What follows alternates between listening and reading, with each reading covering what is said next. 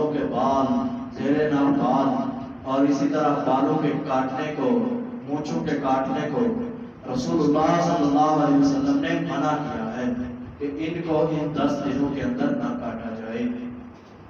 اور یقیناً کہ یہ اس بندے کے لیے ہے جو قربانی کا ارادہ رکھتا ہے۔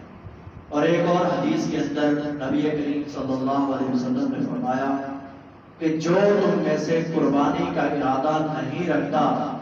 یعنی اس کے پاس مال نہیں ہے، دولت نہیں، طاقت نہیں ہے قربانی کرنے کی، ٹھیک ہے، وہ بندہ اگر اللہ کی اس بات کو مان لے، یعنی اپنے بال بھی نہ کٹوائے، ناخن بھی نہ کٹوائے،